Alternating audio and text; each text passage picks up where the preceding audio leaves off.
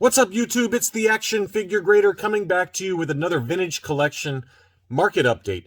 We've got everything from TVC 1.0 to vehicles to some graded items, as well as some of the newer releases that are holding their value pretty well here, despite kind of hitting the market now. So we're going to dig into all that. Before I go any further, let me say thank you to my Patreon supporters, and if you're new to the channel, welcome. Please consider subscribing, leaving a like, and commenting below with any recent pickups that you've had here within the vintage collection.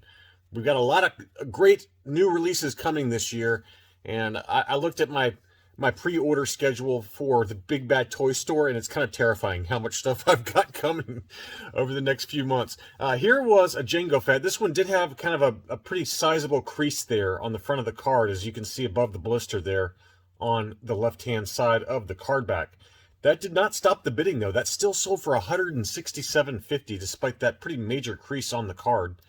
Here's the back of the card, and you can see the crease more prominent there. So this is probably like an 80 grade, C8, somewhere in there. I mean, we documented one on the channel that was an AFA 9.0 that sold for $800 plus, which is a crazy number. I've got the Canadian one coming back soon from Collector Archive Services. I've already got photos up on my Instagram if you want to go check it out, at Action Figure Grader on Instagram. But $167.50, I mean, given what Jango Fett's been doing for a near mint plus example, as I talked about, the graded one sold for over $800. Ungraded, you're talking $200 to $250. So $167 is probably not that far off, despite the pretty big crease on the front of the card. Another one that we've talked about in the past that continues to really surprise me with the value, and that's the VC41 Revenge of the Jedi Stormtrooper. So this is the one that does not have any of the paperwork inside, so I'm assuming that this is the SDCC version. Yeah, so it's labeled as the SDCC version here. It doesn't have the paperwork inside, so, this is not the retail release of the Revenge card. But this is one that continues to hold its value pretty well. We documented one here fairly recently that sold for about the same price. This one looked to be really nice and clean, had just a little bit of edge wear down there on the bottom, on the back of the card. But that one sold for $150 plus $10 shipping. We all know, as Yak Face and others have reported, Shea Vizla is going to be coming back to the vintage collection with a re-release. And it'll be interesting to see whether the card back remains the same.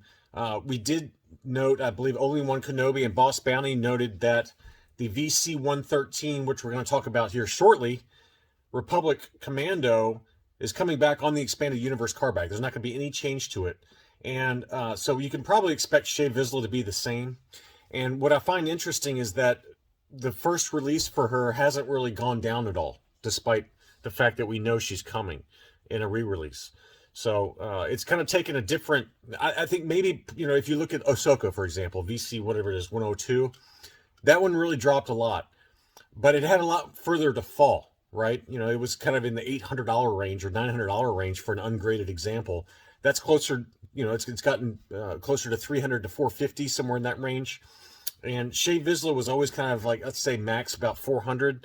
So it hasn't really fallen that much, and that's a max number too. Really, most of them have been kind of $300 to $350 has been my experience for Shea Vista. And this one again sold for $320 plus another $25 shipping, so let's call that about $350. And it looked really clean, really clean.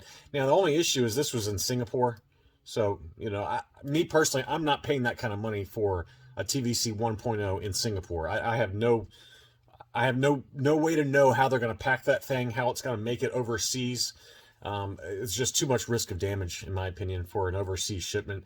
And if it does arrive damaged, good luck getting your money back. You got to send it back and, go through eBay and all the hassle of it. So unless I'm in Singapore myself, there's no way I'm buying something this expensive in Singapore. That's just, unless I'm dealing with somebody I know, on Facebook, who's a longtime collector and has a good reputation. But for some rando on eBay, there's no way I'm spending that kind of money. Speaking of VC-102 Ahsoka, here was another one, and clearly she has bounced off the lows. This one sold for $450 on free shipping. This is the original issue. A little bit of edge wear, as you can see on the top edge of the card there. Not much, though. Not much. Just a little bit of edge wear. Very clean card overall, though.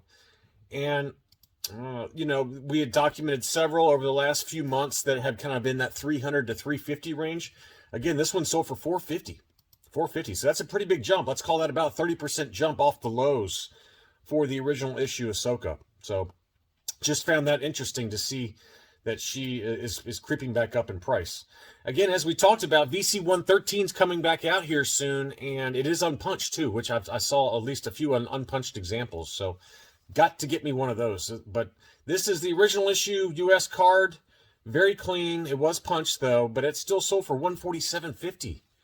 $147.50 for that one. So be curious to see how that one holds up. You know, I really like it a lot.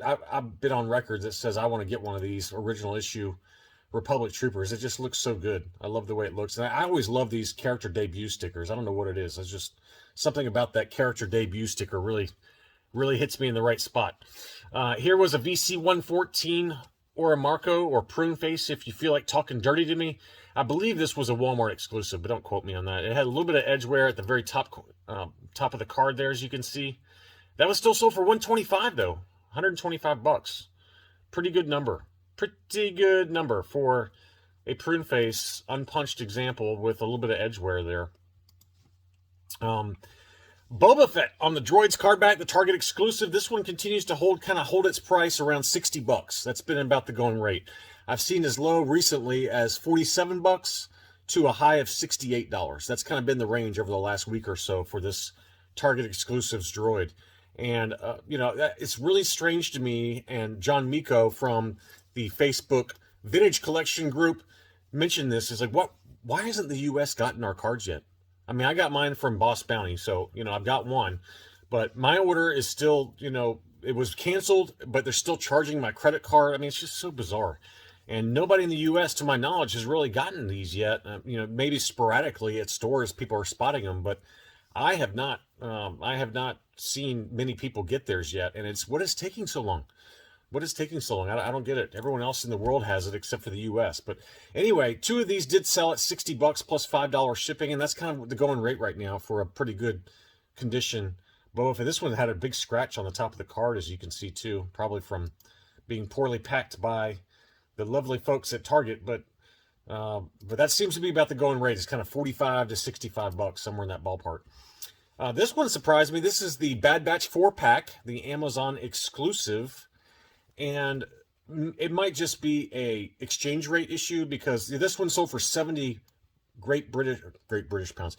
I've been informed that you should say British pounds, not Great British pounds. I don't know why it says GBP then. Just call it BP. Call it BP if it's supposed to be British pounds. But anyway, 70 British pounds.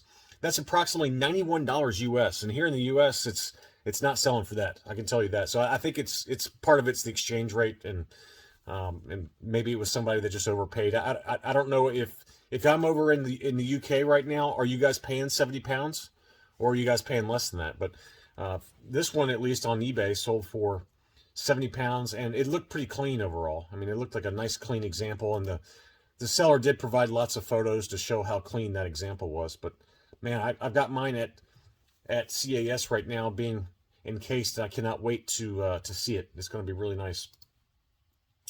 Another one that's kind of bounced off the lows is the Grogu from the HasLab, the HAS 001, the Grogu with the chrome pram, and the off-world Jawa was also included. It looked like, yeah, so this sale actually included both of them, and 160 is kind of the going rate right now for those two combined, and I've seen as low as about 125, but the going rate has been about 160 to 180 for those two from the HasLab, the HasLab pack-ins for the Razor Crest.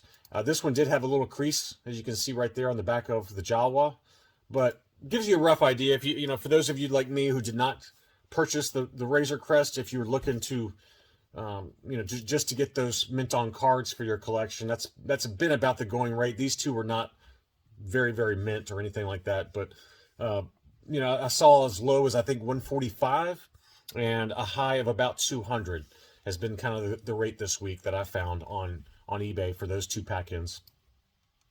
A few vehicle sales while we're on the subject. We've got the Ywing, the Toys R Us exclusive. This was sold on eBay here the past week. It had a little bit of edge wear, but not much, and that still sold for $300. $300 on free shipping. We also had this. This is the Galaxy's Edge Millennium Falcon. This seller has 10 of them, or had 10 of them. One of them has sold for 1,200 Australian dollars. So this was down in Australia, plus another 100 Australian dollars for shipping, and that converts to about 975 US dollars, 975 bucks. This is another one that we've talked about that continues to hold its value. It's just crazy. This was, I believe, open. Let's see. Yeah, this was loose. This was a loose Atst Raider from the Mandalorian. And you can see here that it has been opened. Even though it's been open, it's not a sealed example. That's still sold for $145. $145 for the Atst Raider. And this is not a one-off. I found several in that 125 to 175 range for the Atst. And this was a Best Buy exclusive, which I forgot about. I didn't realize that this was a Best Buy exclusive. So again, this kind of goes back to what we talked about in a lot of other videos, is how if you got exclusives, those are kind of things you want to hold on to. And I'm still waiting for the carbonized figures to hold their value. It seems like nobody wants those, but me personally, I'm keeping some of them. I've sold most of them from the old, the first wave, but I'm definitely going to be keeping that Stormtrooper carbonized figure because that's a really nice one. But anyway, the Razor Crest, that seems to have settled into a new price point now for between $600 and $700. This one sold for $681 plus $50 shipping, and it did show it outside of the box. Pretty good condition overall. One little light ding on the front of the box there, as you can see below the Kenner logo, but in general, pretty clean. A little bit of a ding there. So that's the risk you take, right? If you buy the Razor Crest in a sealed factory shipper, and you're hoping to have a mint box, that's the risk you take versus getting one where you can see the corners and see the damage to it. So it just seems like a lot of these Razor Crests got damaged boxes, unfortunately. But anyway, as I said, the price range has been kind of $600 to about $700 for the most part for a sealed Razor Crest. I did forget to look up what this one sold for, but this was a CAS 90 Republic Trooper, and it was listed for $395 US dollars on free shipping. So that gives you a data point there for a graded VC-113 original issue Republic Trooper. And a couple of these Boba Fett's, graded Boba Fett sold down. This was the no chest sensor version. This was a CAS 95. CAS 95. Very, very high grade example. That one sold for $255 plus $20 shipping. Very, very nice example there. And I don't think I meant to print out the other one or include the other one, but this one, this same seller also had one with the chest sensor. So this is the no chest sensor. There's also the same grade. It was a CAS 95 with the chest sensor. So the later kind of version of Boba Fett. That one sold for $225 plus $20 shipping. And then here's another one that I apologize that I forgot to look up what the sales price was on 130point.com. You guys can do it if you want to, but this was a beautiful, beautiful high grade Starkiller. And this was an AFA 9.5 on the modern scale. So very, very, very high grade, unpunched, beautiful example of Starkiller. It was listed for $650 on free shipping, and it was a best offer accepted too, which is surprising because a 9.5, there's not many of those on the census. I can guarantee you that. I bet there's less than 10 9.5 Starkillers. It might even be less than 5. I'd be willing to bet money that there's less than 5 of those. So to take less than $650 for it, that's coming down a little bit because we've documented several on the channel that have sold for $500 to $600 in a lower grade for Starkiller. So whoever got that for whatever you paid, I think that's a great deal because we've documented some that were 9.0s or 90s from AFA that sold in that $500 to $600 range. So I'm guessing that they probably got it for around $600, but either way, for a 9.5 grade, that's a pretty good deal for a very high demand character. Here's one that my buddy Jay pointed out that I thought was also a little surprising too, and this was an uncirculated 9.0 Scarif Stormtrooper. So nice high grade, but the price was pretty high, $164.50 plus $10 shipping for a U90 or U9.0 on the modern scale for that Rogue One Scarif Trooper. So that's a pretty hefty price to pay for an admittedly an uncirculated 9.0. It looks like this prototype Fett kind of came back down to earth a little bit. We documented one in our flight to quality video that sold for over $400 in the same grade. This was a U90, sold at auction, 12 bids for $203.50. $203.50 plus $10 shipping. And here's the label on that. It was a U90. Very, very nice example. But, you know, as I said in that high grade video, that was an overpay. Whoever paid $420 or whatever it was for it, when it should be going for closer to this number, which was $203.50. Next up, we're finally starting to see some of these Ahsoka Tano sell. This is the Mandalore Ahsoka Tano VC202. And that's nice. I think it's interesting that the VC102, the original issue Ahsoka, and then we got VC202, the new Ahsoka Mandalore. You know, I'm guessing that Hasbro probably did that on purpose. There's no way that's a coincidence. But anyway, this was only an 8.5 only. I mean, it's still a very nice example. I'm not trying to disparage it, but an 8.5 Ahsoka Mandalore. That one sold for $130 plus free shipping. That's a pretty good number for a modern grade Ahsoka, for a recent release figure that's not even a 9.0, which, you know, usually in most collectors' eyes, an 8.5 is you know, average. It's considered average, and you know, that's kind of average condition for a new release. But that's a pretty good number though, $130. Finally, this is not vintage collection, but it's a custom, and I had to point this out. This is sold. I don't know who this seller. I'm not affiliated with them, or I'm not getting any kickbacks or anything, but I wanted to point it out because it looks so cool.